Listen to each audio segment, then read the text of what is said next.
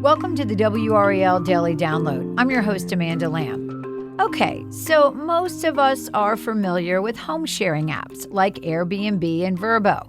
But have you heard of a pool sharing app? Yes, I said pool. It was only a matter of time before everything could be shared. So this app, it's called Swimply, and it rents private backyard pools by the hour. But one county's health department in North Carolina is threatening to shut the site down, saying the rentals don't comply with the state's rules regarding public pools. In this episode, Five on Your Side producer Pritchard Strong fills us in on what all the fuss is about. Pritchard, welcome to the program. Thank you. So this is all new to me. I just downloaded it so I could check it out. And, most of these have really great titles like Caribbean Oasis and Private Oasis and Huge Pool and Tropic Like It's Hot. So really good marketing here. Sparkling Oasis. Oasis seems to be the word. Yep. Tell me how this works.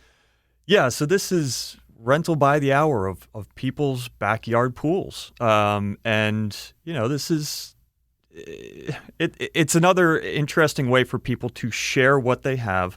For a couple of reasons. One, to make some money off of it, and two, to share with other people. And, there is the argument out there that this is giving opportunity to people who may not otherwise have access to this. You could have a family, small party, small gathering that just wants access to a private pool for a short amount of time, and this is an easy way to do it. And I'm looking variety of prices. I see everywhere from, it says 25.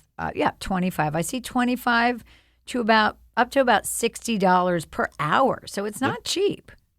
Yeah, but if you think about it, if you do 2 hours at $20 or $25 an hour, that's about the same price as taking a family to a movie for the afternoon to try and cool off and when it's 100 degrees outside. Yeah, and I misspoke. I'm actually, as I scroll, I'm actually up to 85 now. So okay. So you definitely, I guess it's the size of the pool. Ooh, 200. Size of the pool, location, all of that. And they do have some nice pictures. So you interviewed a man who is doing this. He is actively renting out his pool to others. He lives in Orange County. Why does he do this? Yeah, for the typical reasons we were just talking about, right? He's got kind of an expensive setup and with his pool and some kind of high-tech features as far as how he keeps it clean and things like that. So, to offset some of that cost, he rents it out. He's in the community, wants to be a good neighbor and have this as an option for people who, want to rent out a pool, have a little bit of time with their family. Small kids' birthday parties or something like that is kind of what he says he normally sees. But just kind of being a good neighbor and having it out there as an option for, again, people who may not have this kind of access. And I want to add that as I scroll, I also see a rental hot tub and a rental pickleball court. Yes, so apparently I think, pickleball is new on that site. Yeah, and this person's just renting out a backyard. So very interesting. Well, we will be back after the break, and we're going to talk about why not everyone is thrilled with this idea. Welcome back to the WRAL Daily Download. So the pool owner that you interviewed in Orange County who was renting his pool out on this app, he got a note from Orange County. What did it say? Yeah, basically told him to stop operating a public pool. His pool is not private or public; it's private. It's in his backyard, at a residential location. But essentially, what Orange County was saying in this notice was he needed to have basically the same kind of setup and permitting as a public pool because he was renting this pool out to the public. So, because he wasn't following public pool rules and guidelines, they wanted him to close it down. Yeah, and I mean, I'm wondering if it's a liability issue, if that's what they're concerned about, because obviously public pools have very strong standards about the chemicals that are in the pool, obviously safety around the pool in terms of, the safety of the people swimming in the pool. But the letter doesn't really say that. It just says they're not in compliance with the rules regarding public pools, correct? It alludes to some of the standards for public pools, like you're mentioning, health and safety and things like that. And that's, what the heart of their argument is that it's a health and safety issue. And, he needs to abide by tighter restrictions in order to rent this out to the public. And so I think the one kind of sticking point here that makes it a little bit confusing is that you can rent a home on a home sharing site, and you can do it if it has a pool. So I guess the question becomes, what is the difference if I rent my home and my pool versus just renting my pool?